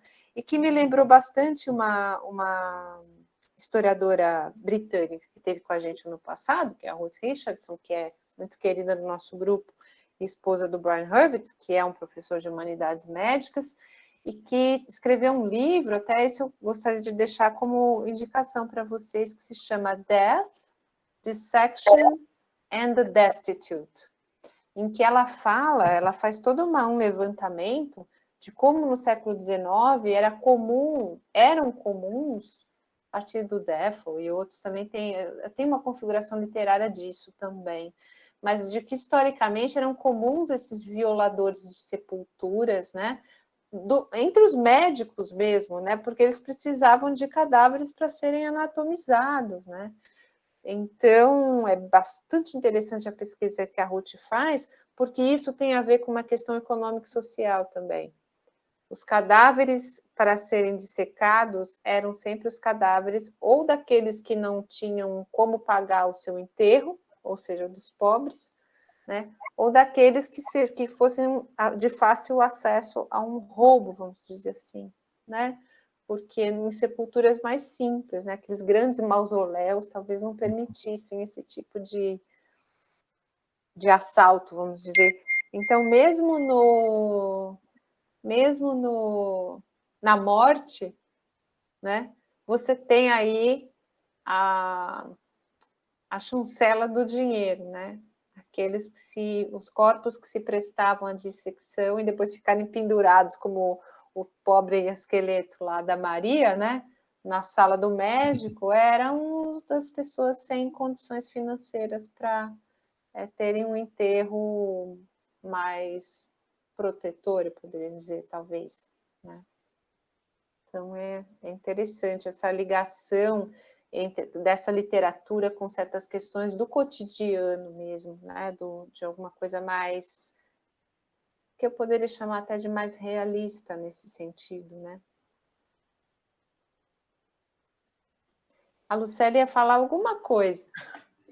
Ok.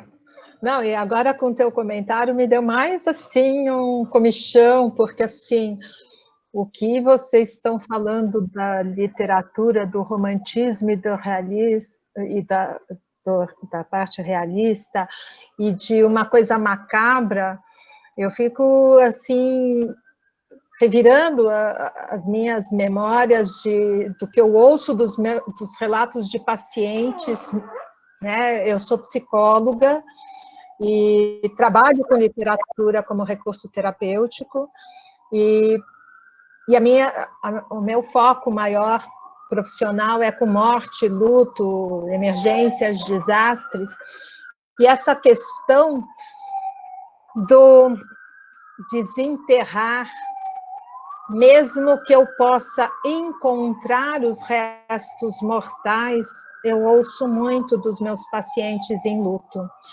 E eu fico muito apreensiva, ultimamente, com essa questão da pandemia, o que isso pode gerar com a falta dos rituais de despedida, se quando isto era possível, a gente já ouve a necessidade do resgate da figura de afeto perdida, nessa imagem mesmo macabra, entre aspas, né? Eu fico imaginando isto, como será daqui a um tempo, se não está podendo existir este lado que muitas vezes não se dá muita atenção dos rituais de despedida, mas que são necessários porque são organizadores.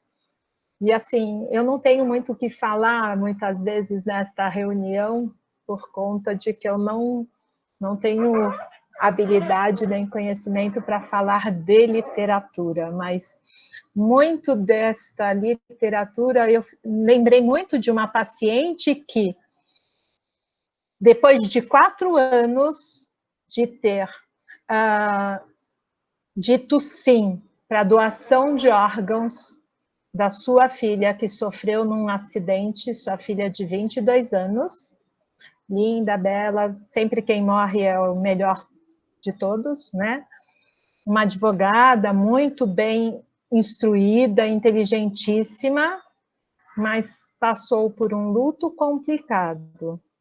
E ela me dizia muito: eu tenho vontade de arrebentar o túmulo da minha filha, né, essa coisa de violar, né, e abraçar os restos mortais. Ou seja, ter a consciência de que a filha não existia mais, mas ela trazia consigo o medo, né, a culpa de ter matado, ajudado a matar, porque a filha estava em morte cerebral. Então, esta parte desse conto me pegou muito, e quando eu ouvi meus comentários como algo macabro, me pegou muito intimamente, assim, de dar mesmo uma coisa física até, do quanto é macabro e doloroso tudo isso na vida real. Então, o romantismo vindo para a realidade, que muita gente desconhece por não viver, como muita gente diz, por que você faz essa opção de coisas tão macabras, né? Era isso. Ai, lindo comentário, Lucélia. Você não tem nada que falar, não tem nada que dizer, não, imagina. Paulo, você quer falar alguma coisa? Senão eu já começo que nem uma louca desbestada falando aqui. Não, mas eu fico pensando realmente o que vai ser o efeito da Covid, porque eu tenho 2 amigas que perderam pai, amigas diferentes perderam pai da Covid. Nos 2 casos que elas falavam era exatamente isso: eu não pude me despedir, né? Eu não teve possibilidade. Então, quer dizer, mesmo essa ideia de ter um luto que você já é difícil, agora é mais difícil ainda. A gente estava falando o que vai ser a narrativa ligada com a Covid, talvez esse seja um lado que acaba acontecendo. Você vai ter de fazer o luto de alguma forma e talvez possa fazer narrando, né? Então, Paulo, isso que eu queria perguntar. Que a gente fala do Alexandre Dumas ganhando dinheiro com o que escreve. Ou seja, ele conseguiu fazer com um livro de 100 francos um best-seller. Agora, na verdade, você pode até se perguntar, isso não é uma forma de autoexpiação? Ou estaria ele realmente pensando em vender a obra?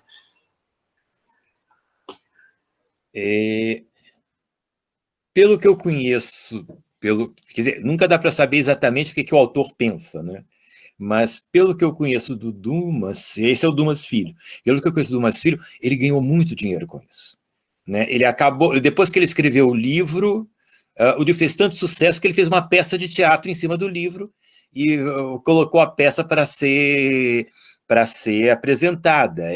E, de fato, nessa época já, algumas vezes você ganhava mais dinheiro fazendo peça do que do que publicando o livro. Eu não sei se a relação dele com a Marie foi tão importante assim. É uma coisa que durou um ano e pouco, e depois disso ela continuou viva, ela acabou se casando com um duque na Inglaterra, quer dizer, ele foi só um acidente de percurso na vida dela, no fundo. Quando no livro ele transforma o Armand numa pessoa que é o centro da vida. Então, não sei se seria uma expiação, mas não sei se ele está, de alguma forma, dando uma importância para ele no livro que ele não teve na vida da cortesã. Então, talvez não seja uma expiação, seja justamente o inverso, seja uma tentativa de se justificar, talvez, de mostrar, olha, eu podia ter sido muito importante na vida dela, só não fui porque eu não tinha dinheiro, que é a semelhança entre as duas situações, né? Ele abandona a cortesã que existiu porque ele não tinha dinheiro para mantê-la, né? E aí, ela só um morre comentário. de tuberculose, Paulo? Ou não? Ela morre de tuberculose. Ela morre de tarde, tuberculose. então, depois que se casa e tudo mais. Não, ela se casa, morre pouco depois. Sim. Ela se casou se eu fosse ela se casou Marie, com... eu ia sair do túmulo, ninguém ia me buscar na tumba, não. Eu ia sair de lá para dar na cara dele, viu? Vou te falar, que história maluca. Mas o que eu acho muito curioso essa ideia, né, que tem na fala do pai do Armand, dizendo, olha, se você tem uma amante, não tem problema nenhum, né? É até interessante. O que você não pode é viver com essa amante como se fosse casado com ela, né? Então tem uma diferença de relação que você pode ter. Quer dizer, os outros amantes da Marguerite era até muito bom eles poderem ser amantes da Marguerite, que era uma prova de que eles tinham dinheiro suficiente para mantê-la. Né? Aí só um comentário que também é quase uma piada, mas não é uma piada, mas é uma coisa que eu não falei, mas que sempre que eu leio o livro eu me lembro. Na cidade das Serras do Oeste de Queiroz, quando Jacinto ainda morava em Paris, ele tinha uma amante, que ela era tão cara que ela era dividida entre 4 pessoas, cada um pagava uma parte, porque era impossível pagar tudo que ela gastava. E, de fato, ele nunca se relacionava com ela. Quer dizer, ela era importante só para ele mostrar que ele tinha dinheiro suficiente para mantê-la como amante, mesmo não sendo efetivamente amante, que mostra um pouco a situação do século XIX, né?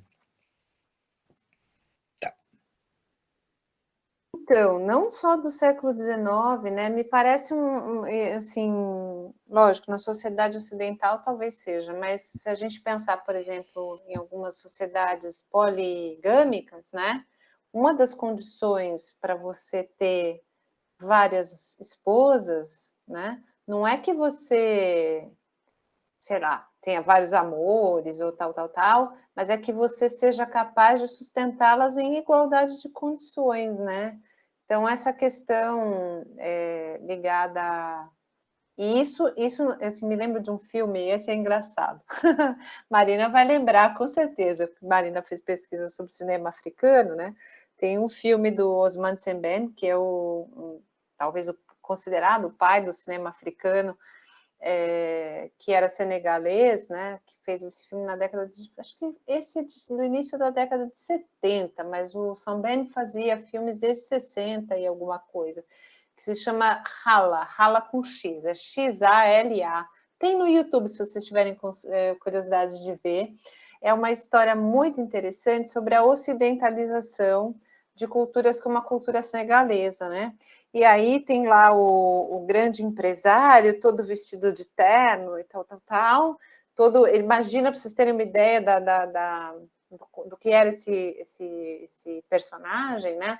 Ele tinha uma Mercedes, ele era assim, ocupava um cargo alto lá no governo da sociedade, o Sembène não põe nome, mas seria uma sociedade norte-africana pós-independente, ocupava lá um alto cargo do governo, porque tinha muito dinheiro, era um empresário, e aí a Mercedes, quando se aquecia demais, por causa do calor e tal, ele pedia que o motorista colocasse água Evian lá no radiador da Mercedes, né, e tal.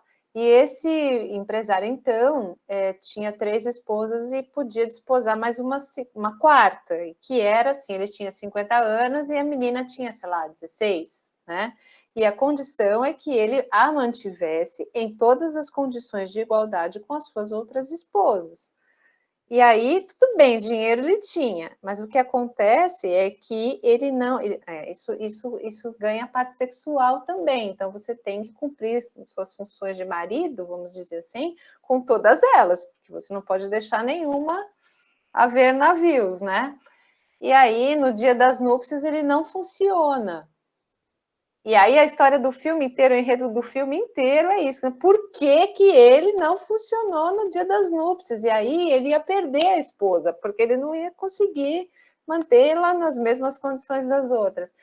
E aí, enfim, eu não vou dar spoilers, se vocês quiserem assistir, é um filme genial do Sam Ben, e que discute essa relação da tradição com essa que tem a ver com a poligamia e tudo mais, com essa incursão muito ocidental, né, do valor do poder do dinheiro, né, que acaba comandando as relações, né, que acaba sendo o fator central das relações, né, inclusive das relações médicas, né, inclusive das relações corporais, né, no sentido que a gente vê também nos textos que você mandou para a gente, né, Paulo? Que foi muito bacana. Bom, eu aqui que não paro de falar, eu acho que já meus comentários eu já terminei, então não sei se alguém queria perguntar mais alguma coisa para o Paulo. Eu tenho um último, mas se alguém tiver um antes de mim, pode falar, e aí a gente já encaminha para o final. Eu tenho uma pergunta, professor. Se o público leitor da Dama das Camélias era predominantemente feminino, pensando assim, como esse é um aspecto destacado, né, para leitores de romances realistas, né, como, sei lá, o Primo Basílio, Madame Bovary. E eu pergunto isso porque me fez muito sentido o que a professora Fabiana falou sobre o olhar dessa personagem ser um olhar mais masculino, né? Ela não é, assim, a gente parece que não tem acesso. Eu, como leitora mulher, parece que eu não senti que eu tenho acesso a ela. Ela parece ser uma personagem muito promissora, assim, forte. Parece, assim, que ela vai ser uma personagem dominadora, com algo interessante nesse sentido. Mas depois a gente começa a perceber que tanto ela quanto o Armand são dominados pelo dinheiro e parece que essa relação de dominação se esvai um pouco.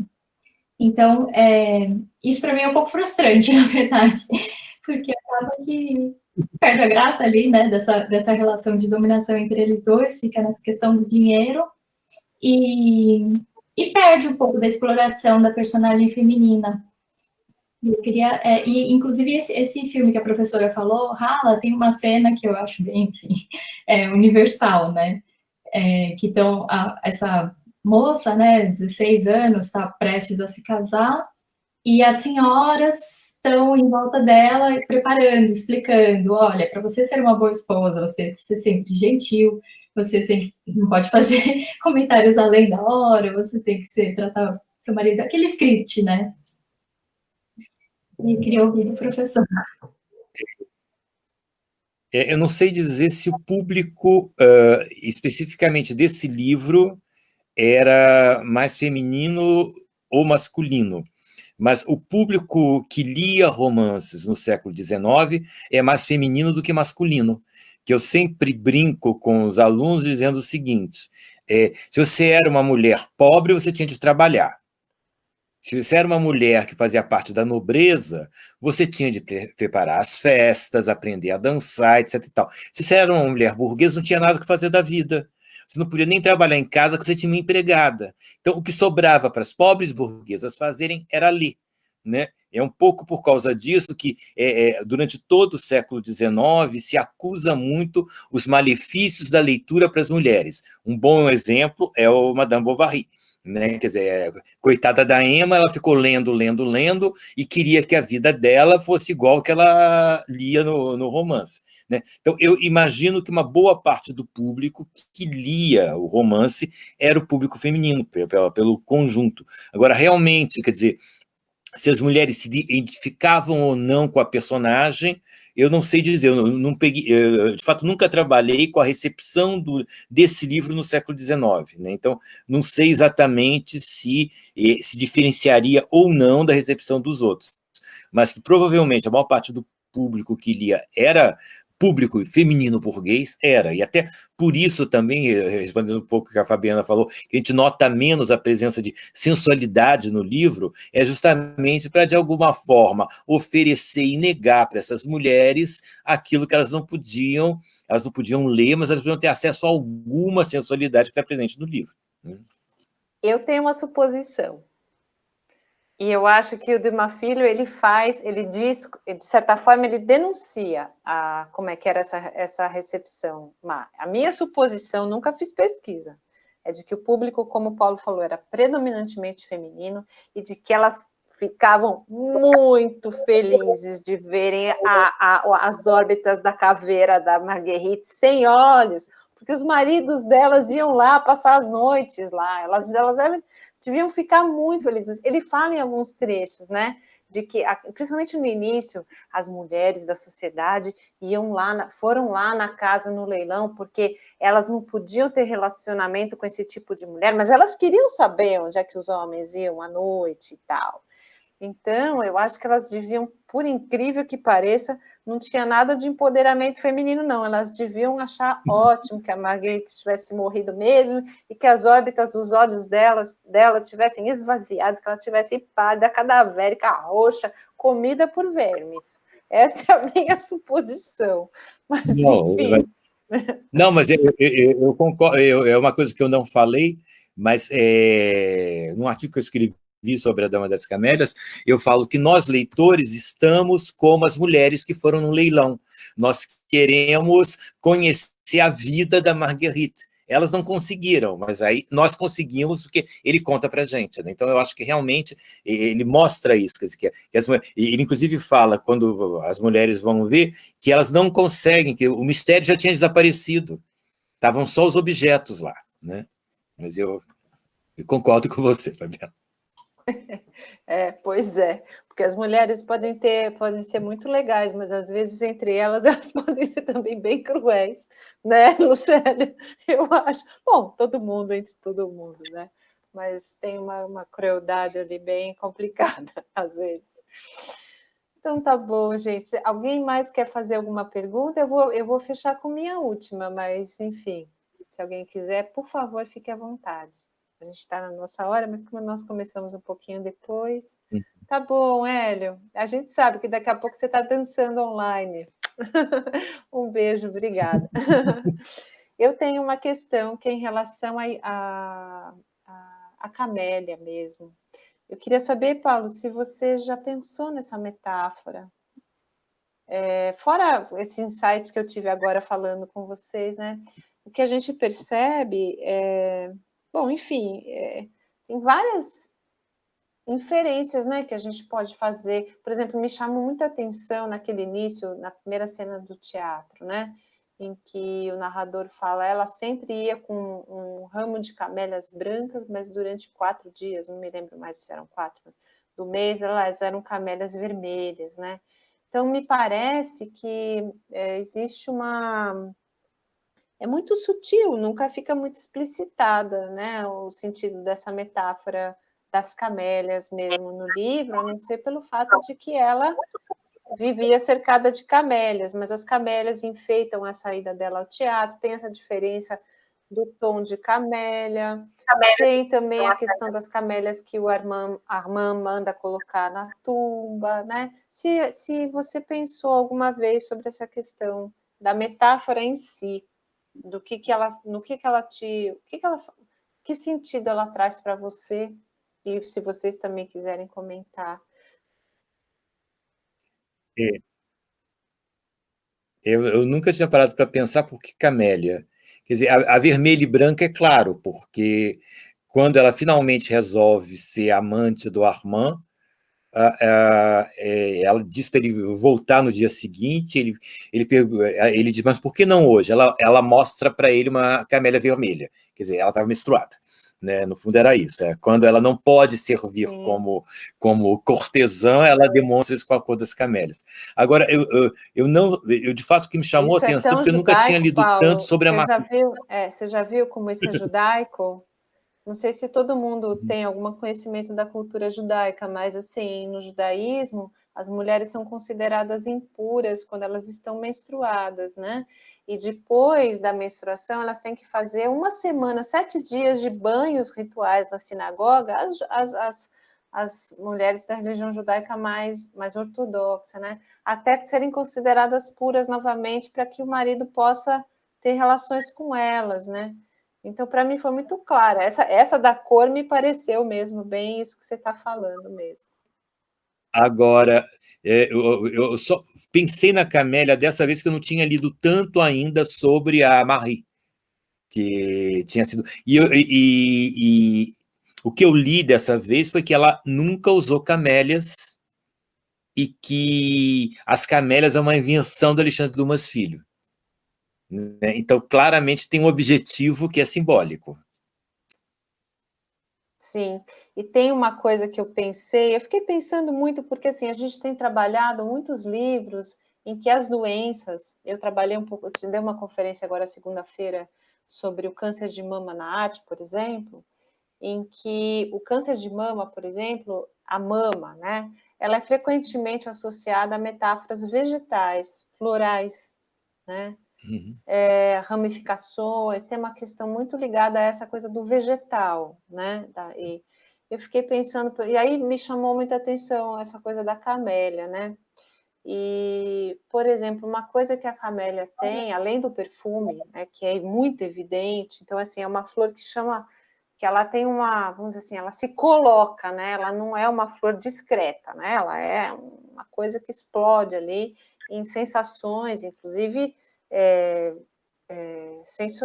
sensações assim, olfativas e tudo mais, né? Mas ela é muito efêmera, né? Ela é uma flor que morre rápido. E como morre rápido, e quando morre, tem exatamente esse efeito desse murchar, de muda de cor, né? Essa aqui está muito vivinha, ainda não é camélia, como eu disse, ela é uma gardênia, mas é parente, né? Então, assim, ela está muito ainda brotinho, né? Mas quando ela morre, esse branco dela fica totalmente escurecido, né? Fica assim, ele fica macilento, vai para usar uma palavra boa do 19, né? E muito rápido, né? Então, me parece bem uma metáfora, não sei se para doença, mas para essas mulheres, né? E toda vez o narrador fala, né? Elas aparecem, elas são lindas, maravilhosas, e de repente, né? Desaparecem como um nada, né? Então... São intensas, mas tem que sumir rapidamente, né? Na clandestinidade, né? E de uma maneira bem deteriorada, né, sim, Lucélia? sim, Porque sim. fica ligada a essa chave dicotômica, né? Entre o sublime e o grotesco, né? Entre Exatamente. o belo e o deteriorado, né? Que esses romances têm também, né? Mas que não deixa de ser uma imagem bastante forte, bonita, né? Talvez por isso também tão duradoura, né? Duradoura, e eu acho que aí causa também a curiosidade naquelas mulheres que não têm esta vivacidade, esta presença, e que duram de uma forma mais contínua, porém as margaridinhas da vida. Não sou camélia, sou margaridinhas. Quase crisântemos. Ai, que horror, que maldade. Olha só, Paulo, que maldade feminina, que veneno feminino deste lado hoje aqui. Então tá bom, gente, a gente está na nossa hora, o Paulo está também cansado, nós também temos aqui nossas coisas, temos a live do Hélio daqui a pouquinho. Eu queria agradecer, vocês viram que linda essa cortina do Paulo? Gente, não é a própria Dama das Camélias? Eu achei demais. Queria agradecer muito, muito você estar aqui com a gente, foi muito bom, né? Obrigado a Que vocês. você traz para a gente, viu? Queria agradecer a presença de todos também. Então, eu vou interromper nossa gravação, dizendo que daqui a 15 dias nós temos, então, nosso encontro com o Cristiano, que vai nos trazer algumas narrativas sobre a Covid. Vamos lá ver se tem alguma coisa a ver. Quem sabe a gente consegue fazer umas metáforas vegetais também a partir delas, né?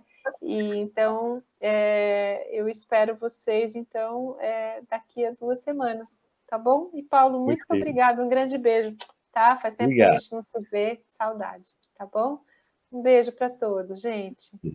Tchau. Tchau.